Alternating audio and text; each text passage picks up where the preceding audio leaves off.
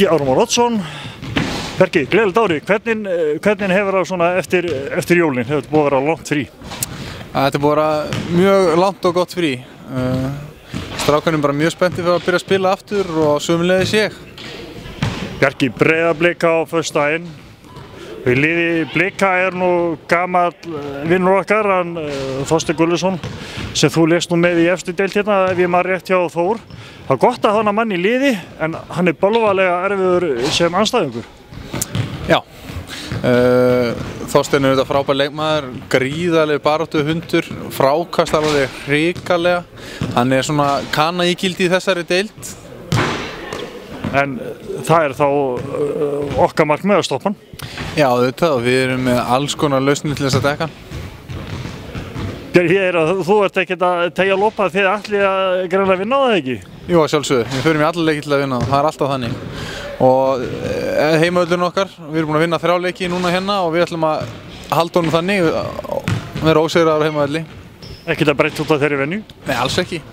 En hvernig er ástandið svona almennt á hópnum? Það eru flestir heilir, ekki alveg, það er smá hnjösk en það verður gleymt þegar leikurinn byrjar. Já, það þýðir ekkert að væla þegar leikurinn kemur, þá bara verða menn að bíta í axlinn. Akkurat, það er bara þannig og þegar komið svona langt inn í sísoni, þá er bara alveg við því að búast að það eru nokkur leikmenn sem eru eitthvað meiddir á einn eða annan hátt. Bjarki, gangi ykkur vel á föstudaginn. Takk fyrir það. Björn Benediktsson. Björnsi, þú ert að koma á löngu fríu núna, eins og allir aðrir. Hvernig er tilhlökkunin fyrir Breiðabliksleikinn?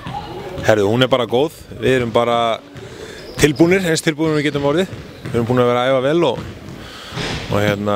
fengum gott jólafrí og erum bara tilbúnir í þetta. Takk á þér. Nýttu menn ekki fríi vel?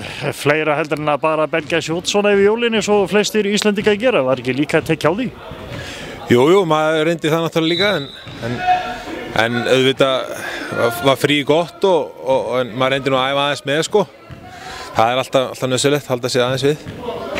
Ég var að tala við Bjarka á hann að það er Þorsteinn Gulluðsson, þetta er náttúrulega gríðarlega sterkur strákur sem spilaði hérna einu sinni með okkur og er núna með Blikum. Þið þurfum aldeilis að berja á honum til þess að stoppa hann af? Já, við þurfum að gera það og við þurfum að spila mót honum rétt sko. Það er eiginlega aðalegin til að stoppa hann, það er að spila mót honum rétt. Hann er að taka óvenju mikið af frákostum, óvenju mikið, hann hefur gert það mörg ár en við þurfum að reyna að draga úr því sem mest. En það náttúrulega má ekki gleyma sig heldur, það eru fleiri í liðinu sem geta verið skeinuhættir? Jú, þeir eru nokkrir hérna sem eru mjög góðir. En ég held að Þorsteinn sé hérna einn af þeim svona stæðstu sem við ættum að ímynda okkur. Svo er náttúrulega með Kana sem ég þekki ekki neitt, veit ekkert hvernig hann er, ekki kynnt með það en hann er atvinnumaður þannig að hann lítur að vera góður. Það þarf að stoppa hann.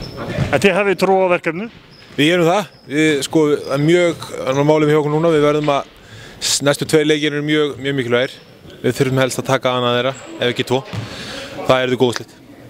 Ég myndi þykja báða. Við tökum báða. Bjössi, gangi ykkur vel? Herru, takk fyrir það.